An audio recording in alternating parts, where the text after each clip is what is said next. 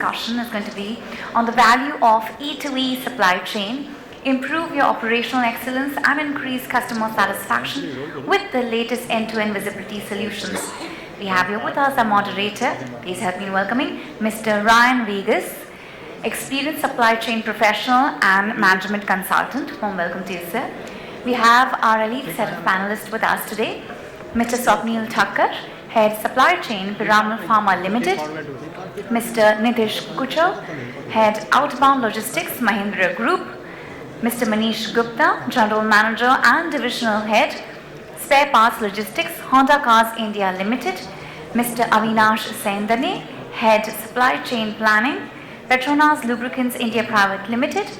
Mr. Rohit Anand, Head Supply Chain Planning, Valvoline Cummins Private Limited. Mr. Varun Kakkar, General Manager, Supply Chain, Grasim Industries Limited, Birla Paints Division. Mr. Sandip Satapathy, Head Supply Chain Management and Profit Center Operations, Tata Steel.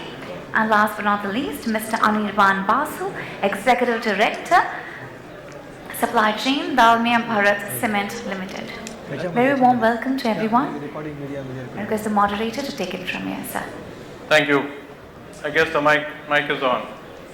So friends, we are very fortunate to have eminent panelists, and you'll be surprised that they're from a very varied and different industry segments. Just before this panel discussion, we had a meeting outside, and in a lighter vein we were saying, you know, if any of us want to start a home, you have all the people here who can build and start a home for you. Okay, so we have, if you want to start a house, we have a guy from cement. Okay, we have a guy from steel. Okay, then we have a guy from paints. He'll paint your house. Then we have a guy from automobiles. You'll get your car. We have guys to run your car. The lubricant guys are here. Okay.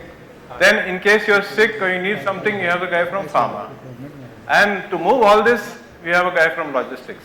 So you really have the entire chain here who can really build your home for you. To come back to the topic, I mean, you know, end-to-end supply chain, fancy words. Sometimes they say integrated supply chain, but we all know the word has always been used based on the companies. But in today's discussion, we are talking about end-to-end, that is supplier to customer. Okay. So I know in the food industry they call it from farm to fork. So this is similar to that. And one of the points in discussion we are going to have is how do we manage disruptions that have a high impact on the organizations. And I do remember during my corporate life, we had a couple of, 3 C's and 2 P's. I mean, typical things. I still remember it. And the top was customer service, whether external or internal. Second was compliance. Third is cost, of course. Please remember, cost didn't come first. And the 2 P's were process and people. So I remember this from my past, and I'm sure there will be much more to add to this, but I do remember these were the basic things that we learned. Also, we are going to talk a little bit about operation excellence in the way that how as companies we can operate in an excellent manner. And when you say operation excellence, it amounts to almost flawless execution. At the end of the day, you got to execute. If the customer doesn't get the product, nothing matters. You may have the best systems in the world, but you don't get the product on time and you're disappointed. And how do we improve performance? So some discussion on how do we measure performance, because unless we measure it, we can't improve. So with that, I would like to begin the discussion with the first question to Sandip. Sandip, in a very broad way, can you tell us what are the benefits of end-to-end supply chain visibility? Yeah, hi, I'm Sandip. So I think this terminology is a new buzz, E2E, but we have been using for donkey's years that the entire supply chain starts from your RM procuring, forecasting, production, then delivery up to last till it reaches to customers. So like as you know, we have a company, a giant company which have multi-locational production facilities, etc. So, and also raw material sourcing is also multi-locational. So, normally it has been observed in most of the companies that in silos people are using various IT systems. Now the digitalization is the buzzword, but sum and substance is that unless until I am not talking about IT part of it, IT is a must. But the theme of this, the entire supply chain is that unless until you have a transparency, visibility of end to end, one will not be able to give a justice to the customers. Why I am saying so? Because customer wants moon. For that you need to adjust the entire system in such a fashion that actually you are able to deliver. And at the same time, you promise something to customer, but it should be a cost effective one for your company to survive. So once you have a visibility that for to comply to this request of a particular customer, I am just taking one example, it may be millions of rows of these requests. Then each and every item of for these requests has to be at a cost effective manner to survive of your organization. So that can only be plugged, if you really have a visibility of a linkage and visibility of the end to end. Now being we are a multi-locational and the same product we are producing in 4 locations. There are customers across India and outside India. So it is, and this gamut keep on changing. That means if X customer is served from the A locations, next month if there is no possibility of serving from there, you may switch to some other locations. Although you have a approval from both customers from both the locations. So what I am just trying to emphasize upon that, whatever solution, IT solutions you adopt, but unless until the supply chain dashboard has that visibility of each and every point, cost to time to everything, sourcing, one will not be able to take care of these blind spots. And these blind spot recognitions and to take care of these blind spots are the key today for any supply chain guy. Let me, the last one I just wanted to emphasize that right now last 4 years I am responsible for a profit center of downstream products of Tata Steel. Here every product I need to sell, every consignment I need to sell, we have to give a positive, otherwise our business is not viable. So in that scenario, such arrangements we have made, although I confess that we don't have a end-to-end one single IT system is not compliant, but we have plugged few IT systems together to get a dashboard to see that whether I am achieving my objective of either the customer service and customer's bottom line, our bottom line or not. That's all. Sandip, would you like to add something? I think I have the next one. Okay, I would like to add something. So I would be talking in spare parts perspective. So first of all, good evening to everybody, and thanks for your patience listening. So if I talk about spare parts perspective in automobile, so we in Honda work with the dealers, and dealers are further responsible to do the service of the cars, bikes, scooters. So on one hand, the profitability is important. On the other hand, the customer satisfaction and retention of the customer is most important. Now when we talk about end-to-end supply chain visibility, so it may be a slightly different, like we are working on different softwares, whether we talk about suppliers, the internal and the dealers, there would be 3 different softwares. But the supply chain visibility end-to-end is very important. Many of the companies we have seen, they talk about supply chain visibility from the warehouse to the dealer. But it is equally important to have the supply chain visibility between the supplier and the company, inside the company, and further company to the dealers, because the whole chain is important. Say as a company we are responsible to have a lesser inventories at dealers, to have a lesser inventories at the warehouse, to have the lesser inventories at the supplier as well, but yet maintaining a proper service ratio and profitability for all. any of the supply chain, if we talk about, is having a higher profit, higher inventories, or maybe making less margins, so that doesn't bring a business sense to anybody. And in view of keeping the business continuity in mind, so we always emphasize to have a better end-to-end supply chain visibility. That gives a transparency, that gives a confidence to everybody. So suppliers also feel that if the material is not there, they automatically feel that they have to supply the material fast. They understand. If the dealer don't have the material, they understand that they have to order immediately, or company also pushes. And if inter-dealer, they have a visibility. So instead of sometimes asking company to send the material, which may take 2 days, he may ask a nearby dealer to send it in 2 hours also. So in all these aspects, the end-to-end visible supply chain is extremely important. Whether we are talking about single software, that is excellent, or maybe multiple software. So that's my point of view. Nidhish, I think you're from the logistics. So I'm sure visibility would be of prime importance in your performance. So would you like to share some of the benefits? Yeah, sure. If you look at, I'm from the automotive Mahindra automobiles. So Mahindra, if you look at automotive supply chain, is one of the complex supply chain, not only in terms of because a single part non-availability can lead to the entire productions come to a halt. So from the very beginning in my career, the emphasis is how do we bring visibility of end-to-end visibility.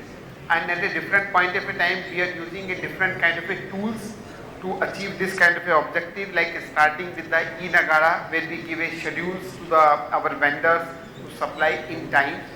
Then comes the SAP, and then we have a system called advanced shipment notifications. So we have some visibility while the suppliers are coming. But looking into the today as an era where everything is available on the cloud, all the information is available, this makes the job much more simpler. If you look at the kind of a benefits, it's a very simple way. If you look at the numerous benefits, right, starting from the optimizing the entire production processes, you bring the visibility which improves coordination with all the stakeholders, which ultimately bring efficiencies in the production and supply chain, cutting down the cost, also gives you opportunity to respond swiftly to the any change in customer demand at a much lower inventory. So if you look at the companies, automobile companies today, we are not only working on the JIT, we are also working just in sequence, JIT systems. So where my parts, some depending upon the volumes and the nearby supply of the parts, they are coming in sequence the way I am rolling the vehicles on my line. This is only possible when I have an end-to-end visibility.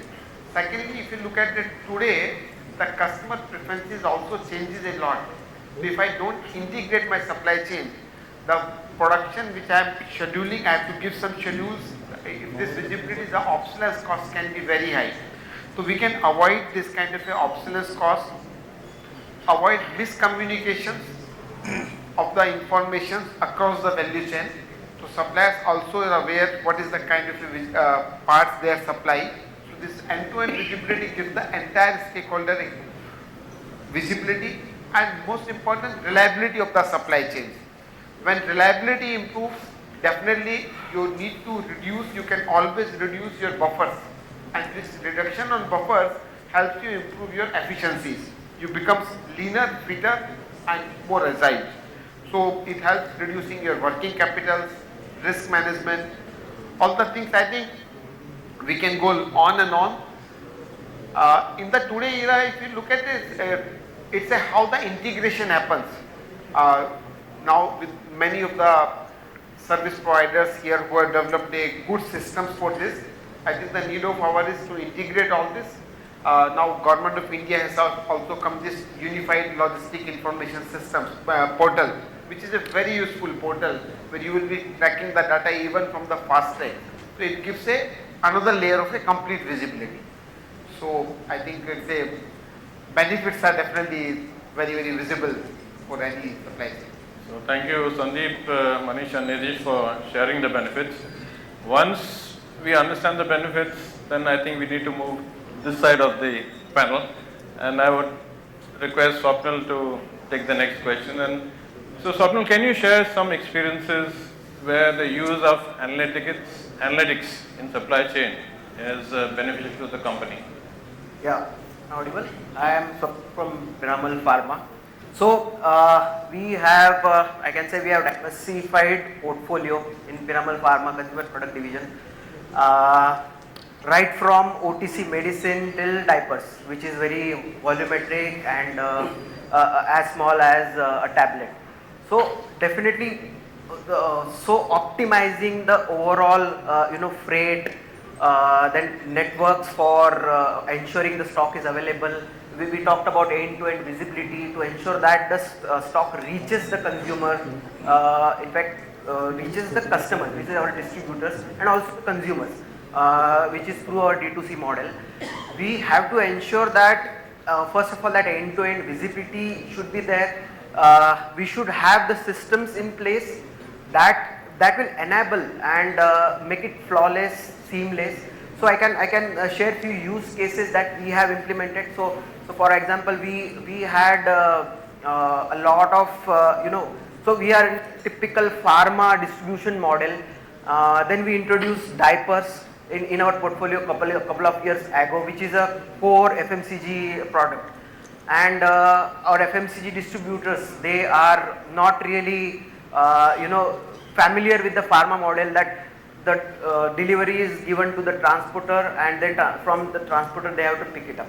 So we have to give them the door delivery. For that we needed that ecosystem to ensure that delivery is done, that notification is given to the distributor that the stock has reached, that end-to-end visibility is given.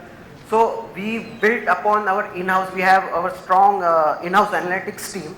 So with the help of them, we built upon that capability to ensure that the emails go to the distributors as and when the stock is dispatched, and with the ETAs when it is going to be delivered.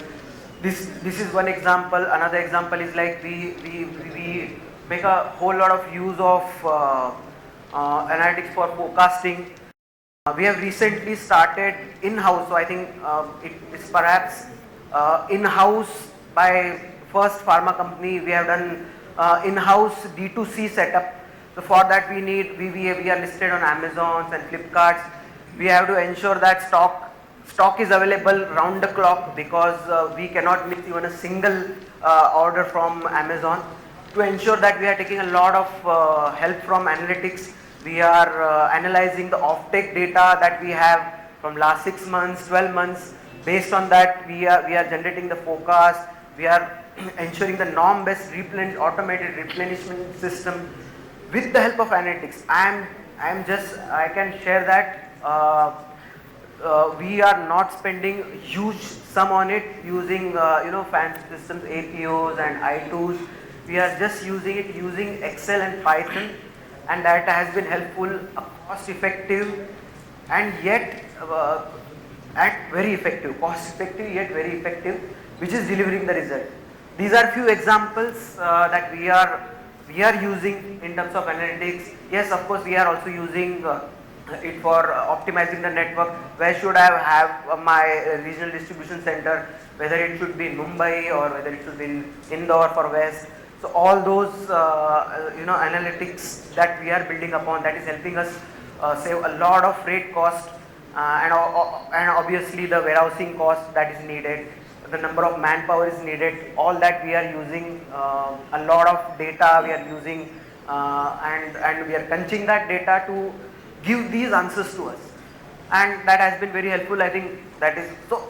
It can also that this has been in our journey. We have learned that it not only gives us the impact of data analysis, but also we can replace the fancy big expensive systems with these small analytical tools using even simple Python programming. So that has been the case, and proudly I can say everything is in-house. We don't outsource anything. So that has also been very cost effective. Thank you, Swapnil. That was about. Thank you, Swapnil. I think it's a different learning for several of us. On one side you have the very high-tech systems. The other side, I'm not saying it's low-tech, but we have low cost. So one is called smart tech. Smart tech. So I mean, see, it's a smart tech. So I think the different perspectives coming from different companies, different industries. And it's based on the use case, not necessarily because Mr. X has this, I need to have it. So if this is good enough for my work and it gives me the performance that I'm looking for, go for it. Okay, so I think from here, I think we'll move on to the next topic, and that is, the next generation sales and operations planning. What is the next generation sales and operations planning? And how does it help the company to map their entire value chain? So that I would request Rohit, if you can share your views on this. Hello. Thanks, Ryan, for asking this question. And I think to the ground of everything lies the process.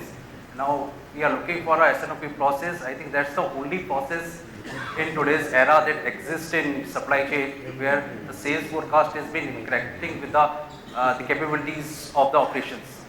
And it's been $1 million question every time we go for a transformation project. Should we really look into the process part of it to become more robust and dynamic, or should we go for a digitization first? And I think always there is an urge that's come up to be you go for a digitization first, and then we need to work on the process. But I firmly believe if the organization is well set up enough to take the maturity of the process first, align their process, and then go for a digitization, then it will be a very good business use case to be present to the CIO or to the CEO. What we have been discussing in different panels to how to give the ROI and how to give so it will act as a catalyst for the organization. Now coming back to the S&OP process, which probably exists for more than 40 years in the organization, and starting from a simple supply and demand match, and then going further deep into financial planning, which we typically calls as an IBP. So this has been around the industry, and it's been a cornerstone for the modern planning landscape. So what has changed? What has changed over a period of time? The entire supply chain is going through a change in terms of disruption at one side, where we have the situations like pandemic, we have seen to it, and on the other side, the higher expectations of the customer. So with the things like Zepto and Blinkit coming into, and that has increased the expectation of the customer like anything. So we are dealing with the two opposite things. One is the disruption, and one is the higher expectation of the customer. Now, over a period of time, this entire process has to change in terms to accommodate both these 180 degrees opposite understanding of the process. When we start the process, it was basically we typically plan for the uncertainties, and now it has changed into disruption. Initially, it was more towards working on a very deterministic models of the demand planning. Now, with the change of course, it is more like a probabilistic. My demands is not being there is a lot of randomness that is being coming into the demand, and the entire normal distribution has been skewed towards the normal probabilistic distribution. And third important point is now people are not talking about the short-term strategies. They are in fact talking about the long-term outlooks, how to build the capabilities and how to do the structural changes to cope up with the resiliencies. So gone were the days where our entire supply chain was more focused into cost efficient. With this pandemic, the shift has been towards building more redundancy, bringing resiliency into the supply chain. And the last most important with the how it has been come from going from a linear economy to a circular economy. So sustainability is now becoming a paramount parameter, and it is being discussed in the boardrooms and being the agenda of the CIO and CEO. And I think supply chain has a lot to do with the sustainability, and in terms of reducing the carbon footprints, in terms of reusing the plastic material, so and so forth. So imagine with all these changes that has been happened over a due course of time, I think for the last 3-4 years, and there is a huge need of change the entire S&OP process or to be an IPP process. And now to facilitate this entire change, we need to have a process which will immediately look into our immediate needs, what the small disruptions, I will say small uncertainties that is happening in a very near future in a time frame of about 0 to 14 weeks, and there is a longer view from a mid to a longer term, which now the focus of the S&OP will going to shift. So the smaller will be handled by S&OE, what we call in today's era, which will support the long-term S&OP process into building capabilities into long term. And so the new objective of now S&OP is, becoming, it has to pass through a stress test, and it has to expose the entire supply chain vulnerabilities, and then only will be able to understand at what point, at what juncture my supply chain is being, is weak, and this open up the vulnerability of the supply chain, and that's where the entire thing start understanding from a single sourcing to a dual sourcing, building the redundancy into the system by adding the capacities where it is being required, by adding the inventories, how it is being required, so and so forth. Now, once we have this change shift from S&OE to S&OP, and now when it is being discussed more about mid to and long term, so we need a capability, and that's where the role of the technology comes into it, and how to do it. The first step, I think, was purely the visibility of the supply chain. Till the time we don't have the visibility of the supply chain, you are not able to do anything.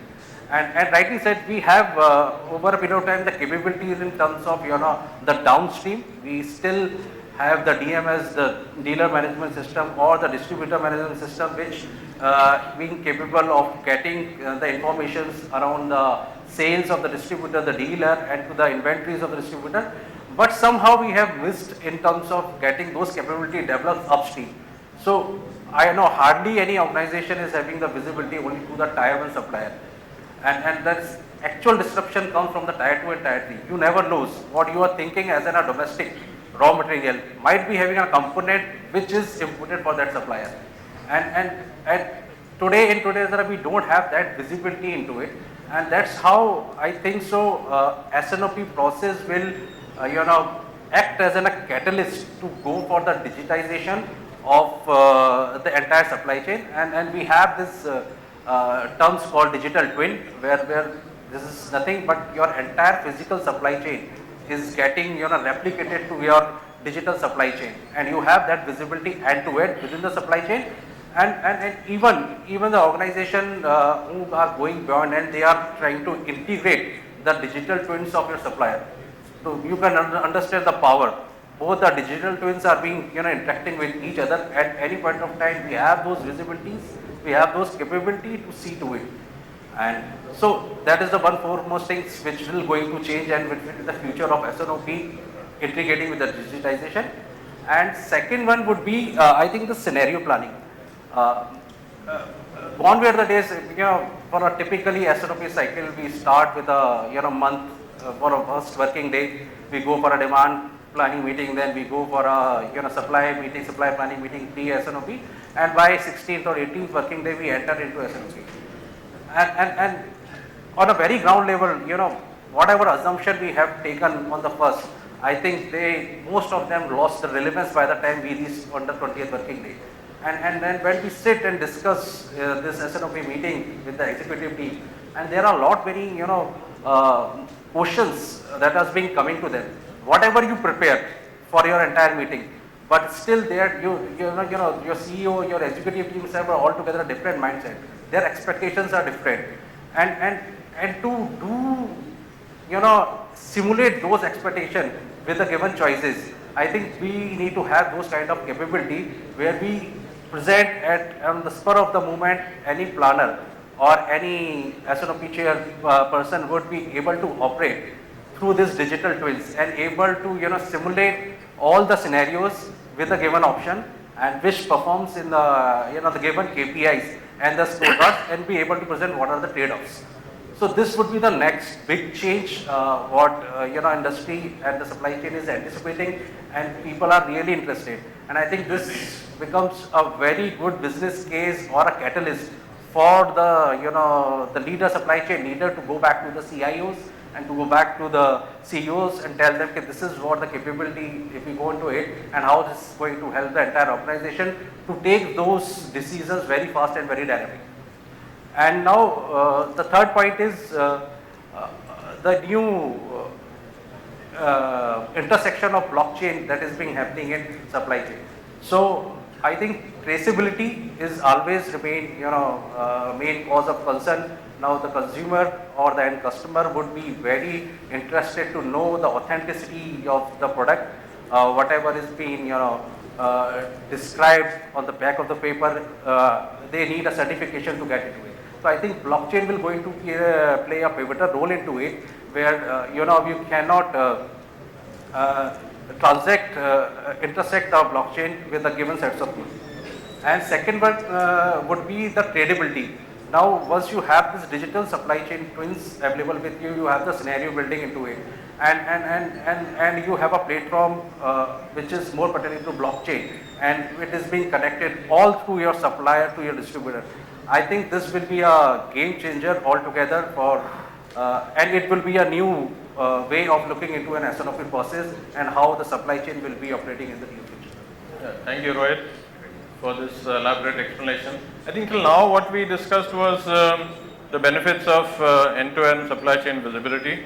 We discussed the use of analytics in supply chain, and we discussed what's the next generation S&OP and how it's going to help the company. Now the big question is how to inculcate the culture of digitization within the supply chain team and in the organization. And therefore I would request Anirban, if you could share your experiences and views on this topic. Thanks Ren and my panelists for sharing their thoughts on end-to-end supply chain, how is the impact of supply chain through visible tech solutions.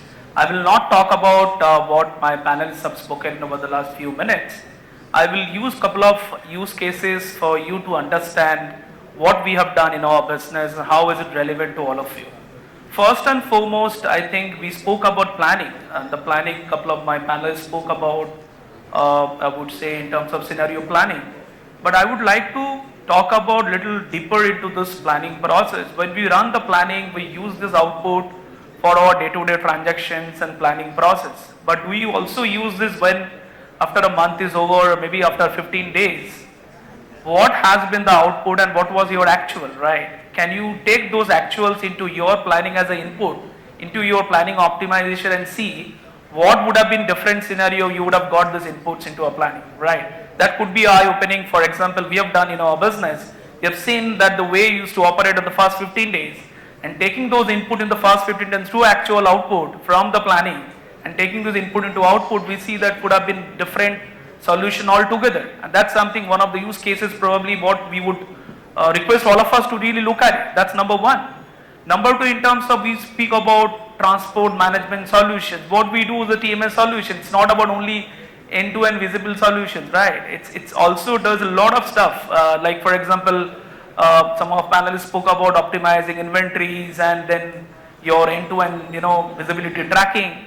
But what it really helpful in our business was to look at lot of leakages can also be prevented, right? And how do you do that? Let me elaborate on those points. From A to B, when your trucks or any of the fleets moves, you never know where the trucks gets dropped, right? And then using this analytics, you can easily look at how much of freight or a money that you spent on. Let me give you a quick snapshot in terms of our business. We spent about close to 25 to 27% of your spent on the logistics on the overall business. So think about how important this particular function in our business. Every single bit is important to know where our product get delivered, which customer. That's number one. Secondly, in terms of looking at the customer, for example, one particular customer or maybe a 3 ship to party different locations. Probably in that particular market your business was not present. Using that analytics, you can use and augment your business penetration in that particular market as well. That's something also we have done in our business. The third important element I think some of our panelists spoke about, I would like to talk in a different use cases. When we look at a lot of buzz around control towers, what do? We get the data information. But what we typically look at, we look at the data and then we absorb and then probably 1 or 2 business calls. But essentially what we have done in our business using the control tower dashboards, we really look at the information about the customer in terms of what are their expectation in terms of services. Number one. Number two, in terms of what are my costs, that I spend every day. For example, if I have to spend 25% on the business, how much of money that I spent in this today and over the next 30 days, 29 days I would spend on, right? So this really going to useful for you to really take a decision for the rest of the 18 days or 20 days of a month.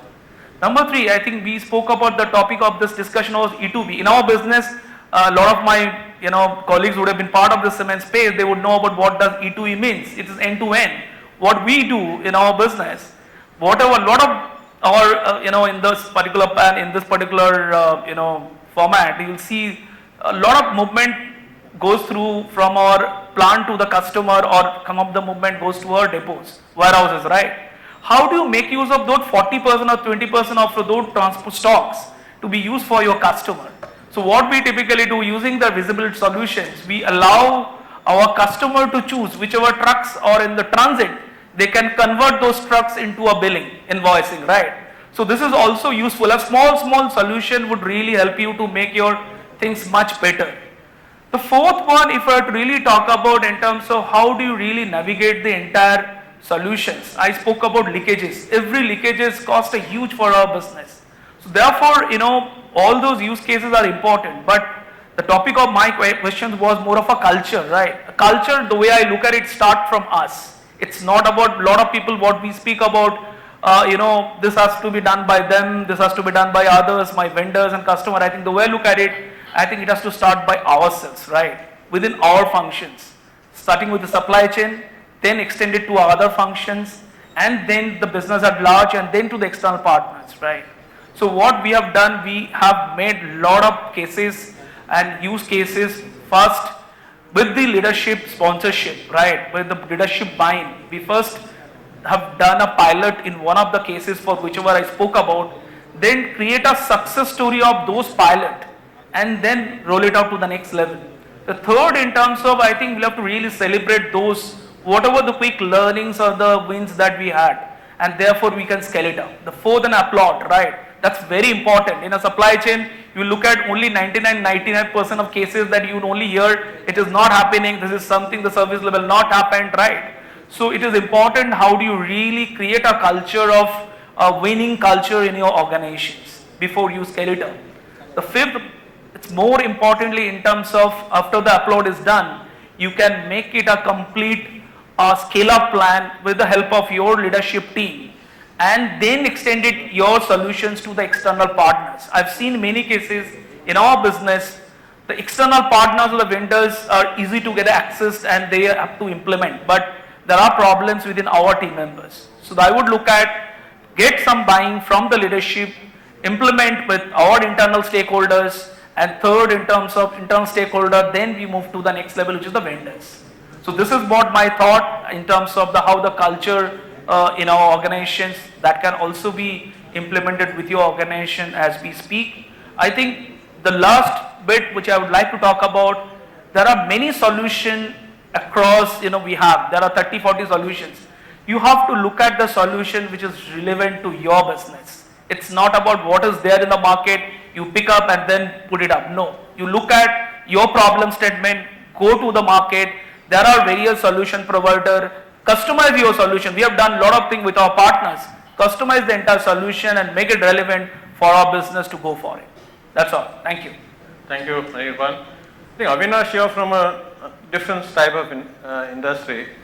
How would you tackle the similar issues of inculcating digitization culture in the company? Sure, thank you. It's a brilliant question, and I really agree with Anirban on this part. If I would like to frame this into a typical framework that we put in a supply chain, okay.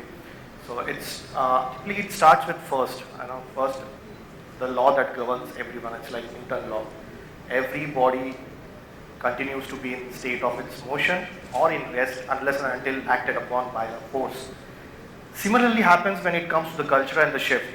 It's about the leadership commitment, and the force that I'm talking about is a motivational force. So if the leadership commitment has it, they motivate the team, then the culture starts building up. Okay, that's the first part of the game. Second part is about the picture of success that you are looking for.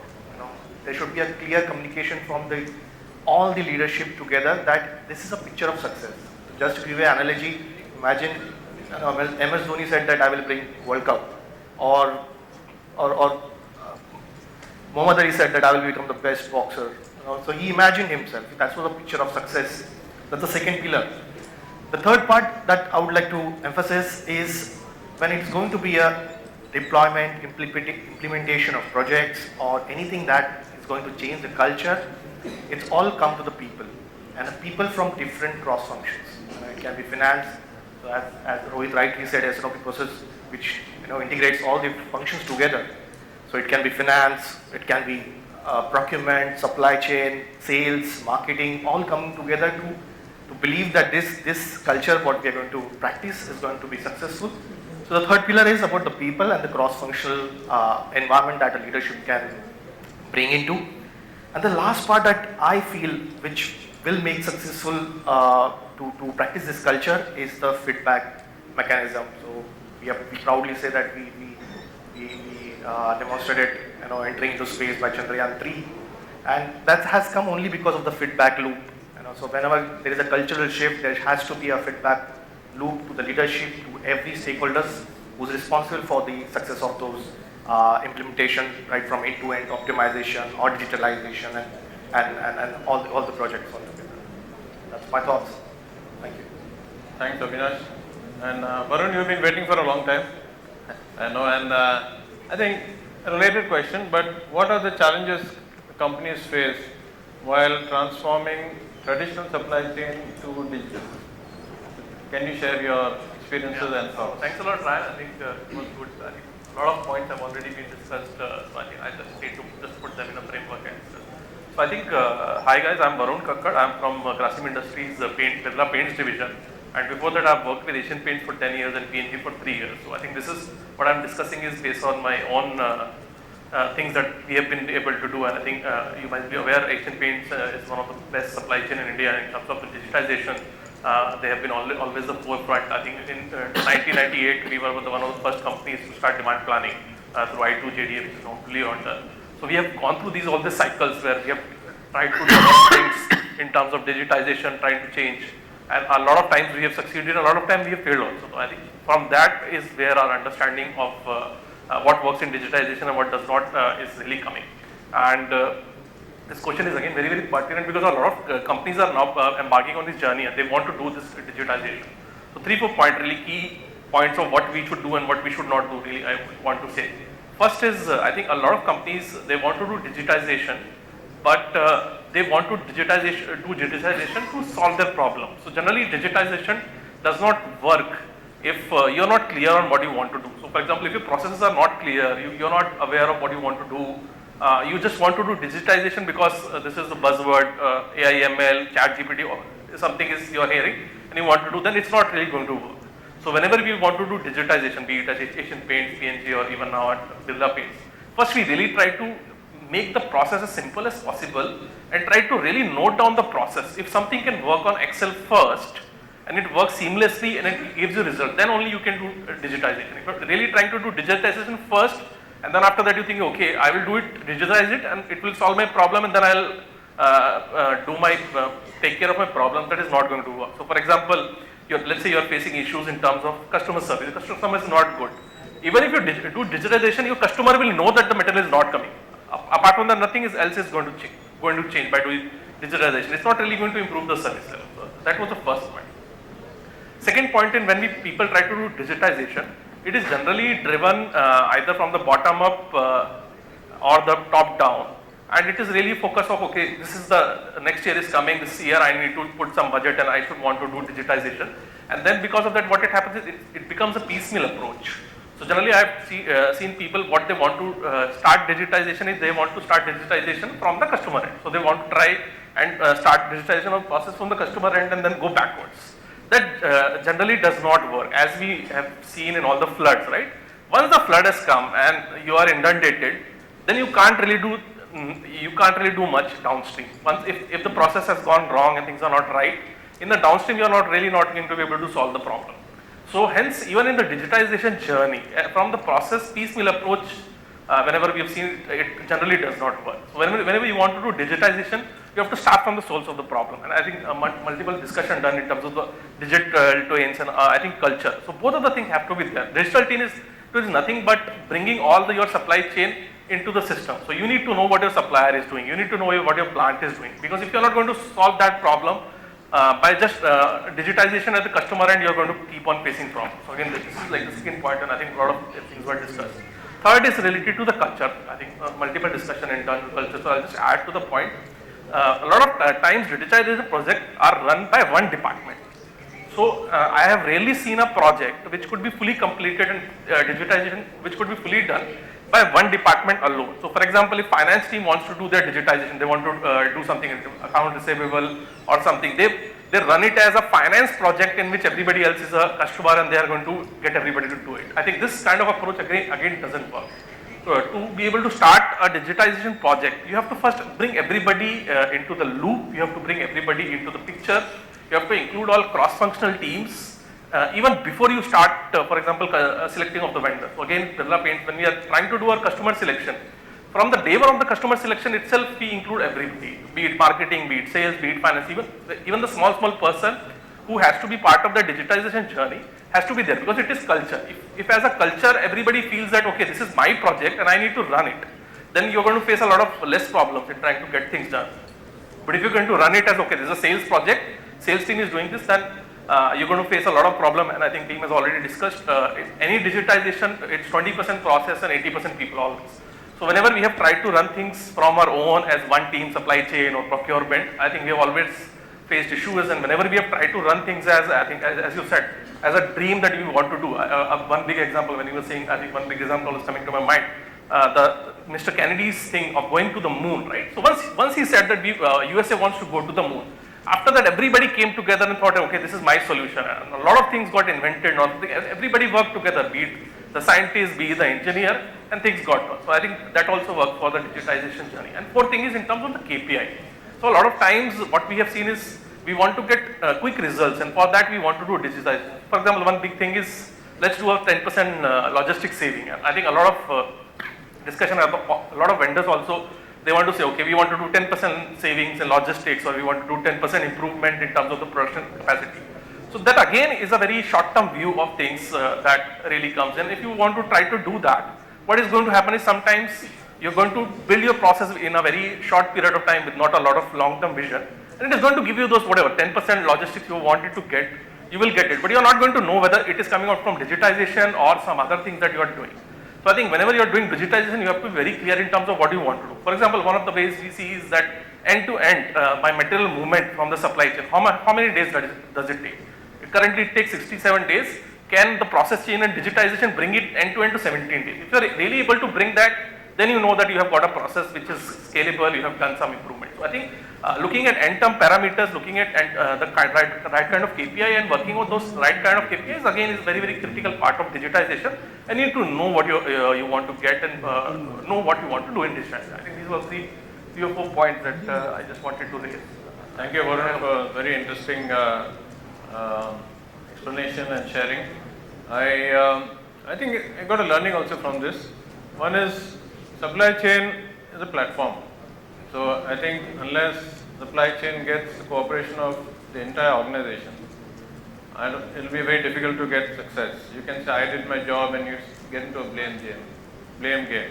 I think this comes out very strongly that as supply chain professionals, so our role to get the support, collaboration and cooperation of the entire company, whether it's lateral, senior and juniors, and that's the only way we can be successful. I have one question for Manish, and that is you can share some experiences, how you have measured supply chain performance, say KPIs, and how it has benefited the performance improvement in the company. Definitely, as we have talked about that, whatever needs to be improved. So first of all, we have to measure that. So if we talk about measuring the parameters or KPIs, so we had different parameters when we talk about supplier to the company, when we talk about inside the company, and we talk about the company or warehouse to the dealer and dealer to the customer. So some of the parameters, like we talk about the visibility part, we talk about generally the lead times. So we measure the lead times or the service ratio or the supplier performance ratio separately. Then inside the warehouse, we talk about the internal processes speed that we measure in different parameters, whether we talk about billing speed, picking speeds. So those are important parameters. Then we talk about how is the speed to the dealer, and then we talk about how the pendency is at the dealer or how old the pendencies are. So how many say cars they are able to service on time or within one day. So all those are measurements which we talk about in improving the supply chain. Varun, would you like to add something? Yeah, sure. I'm heading PETRONAS lubricants. Most of our planning has equal weightage of the constraints and the variables outside world, which is related to the crude oil, the gasoline, the petrol prices, and all the demand supply of the fuels. Second side, we have got internal challenges which are related to the supply constraints or demand right sensing part. So how do we do that? Is bringing in the right KPIs at the right time. We can have 100 KPIs to track and monitor rather than focusing too many of KPIs. We focus on specifically on the KPIs which are going to move the needle with much intensity. So the KPI part is mostly from the tracking and bringing the end-to-end digitalization brings the transparency into the system. And the last part, but not the least, of course, is the customer centricity. Whatever we are doing, whatever the KPIs that we are following, what are the KPIs we are tracking, are those adding value to the customer, or is it giving a good experience to the customer?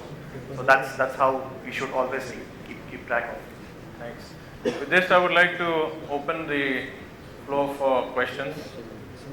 I know many of you are busy with your gadgets, but for those who are listening, I mean well, okay. I mean those who would like to ask some questions, because you have a panel of completely different industries. So if you have any questions, please feel free to ask. Okay. So if there are no questions, I think we'd like to thank you for giving us a listening, and I found it very interesting and exciting to share the panel discussion, and thank you gentlemen for being with us. Thank you so much. After the group photo op, I request the moderator to present the mementos to the panelists, please.